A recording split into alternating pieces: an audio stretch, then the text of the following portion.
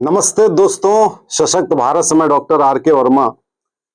अभी 3-4 वीडियो पहले एक मैंने वीडियो आपको दिया था जिसमें मैंने आलोचना की थी भारत की और बोर्ड ऑफ कंट्रोल, जो क्रिकेट बोर्ड कंट्रोल की, कि ये पाकिस्तान से जो मैच आप खेल रहे हैं ये देश हित में नहीं है, ये गलत है।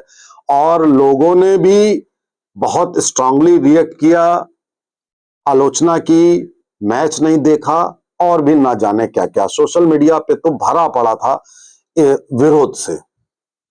लेकिन आज मुझे लग रहा है कि इसमें कुछ और जोड़ा जाए। क्या जोड़ा जाए? मैच तो कोई नहीं देख रहा है। कल मैच हुआ भारत पाकिस्तान का, नहीं देखा। लेकिन सोशल मीडिया पे जो मैच की रिपोर्ट्स आ रही हैं, उन रिपोर्ट्स से बड़ा मजा आ रहा है। एक सोशल मीडिया पे देखा कि पाकिस्तानी प्लेयर कोई है, वो बैट को बंदूक की तरह लेकर और अंगुली और अंगूठे को इस तरह ट्रिगर मार के बाउंड्री की तरफ यूं देख रहा है।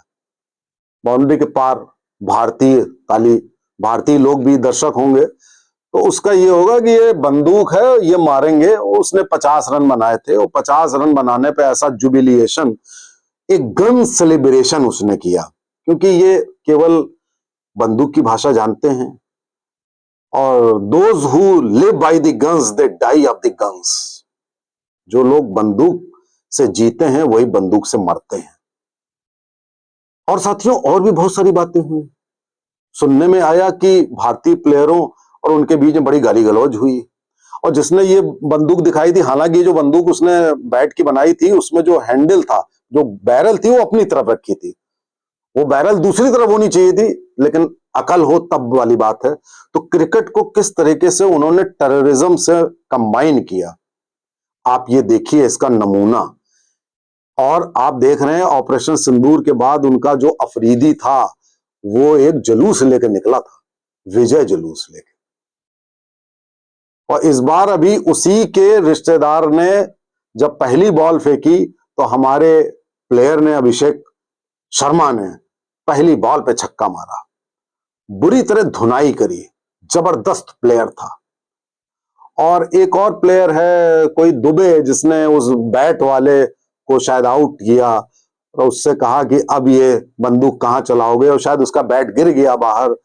बहुत सारी कल घटनाएं हुई। और उसमें एक घटना और जो मुझे सुनने में आ रही है कि बाउंड्री के पास जो पाकिस्तान के प्लेयर्स खड़े थे, वो अपने हाथों से पब्लिक की तरफ इशारा कर रहे थे प्लेन्स का, कि तुम्हारे प्लेन्स हमने गिराए। साथियों, ये ऐसा झूठ पाकिस्तान बोलता है, भारत में एक वर्ग बोलता है, भारत का विपक्ष बोलता है, मुझे समझ में नहीं आता है। ठीक उसी तरीके से जैसे वो राहुल गांधी वोट चोरी की बात करता है, आज तक कोई प्रमाण नहीं दे पाया, प्रमाण देता है उसमें भी पकड़ जाता है, और आज तक वो झूठ पर झूठ, झूठ पर झूठ, झूठ पर झूठ बोलता चला गया, अभी भी बोल रहा है। और इन आतंकवादियों की भाषा कि मैं एटम बम मार दूंगा, हाइड्रोजन बम मार दूंगा, ये बम मार दूंगा, और उस बम में कुछ होता नहीं, ऐसे ये पाकिस्तानी है। ये पाकिस्तानी, और मैं सोशल मीडिया पे देखता हूं पाकिस्तानी, हमारे भारत का भी एक वर्ग, वो कहता है कि हमारे 5-6 जहाज गिरा दिए गए। आज तक साथियों, आज के दुनिया में अगर आप एक तिनका भी कहीं गिरता है तो सैटेलाइट इमेज आ जाती है। आज तक किसी भी जेट का एक शीशा टूटा हुआ भी नहीं मिला फोटो में, और भाई साहब झूठ उड़ा दिया। और ये बड़े अच्छी मजाक लगी कि सीसीटीवी और ये लाइव कवरेज मैच का बंद कर दो तो बड़ा अच्छा रहेगा, इसमें भी मैं कह दूंगा मैंने भारत को हरा दिया, जैसे उसमें कह दिया। आप देखिए कि वहां के, जो मैं पिछले वीडियो में आपसे कह रहा था कि ये खेल नहीं है। जो आप सोचते हो कि खेल में राजनीति नहीं होनी चाहिए, खेल में युद्ध नहीं होना चाहिए, भाई साहब वो युद्ध कर रहे हैं, वो बंदूक दिखा रहे हैं, प्लेन दिखा रहे हैं, गालियां बक रहे हैं, क्या क्या नहीं कर रहे हैं वो। आप कहते हो खेल है, आप कहते रहो खेल। तो हमारा वो जो कैप्टन है, कौन, सूर्य कुमार यादव, उस कैप्टन का डिसीजन हाथ ना मिलाने का, और ये जो अभिषेक शर्मा और दुबे और जितने भी लोग हैं, वो जिस तरह वो बात करते हैं उसी तरह गाली के अंदाज में वो बात करते हैं। तुम अगर ये दिखाओगे तो ये बॉल है, बॉल ने बैट तुम्हारा ये कर। यानी कि अब हमारे भारतीयों में भी एक एग्रेशन आ रहा है।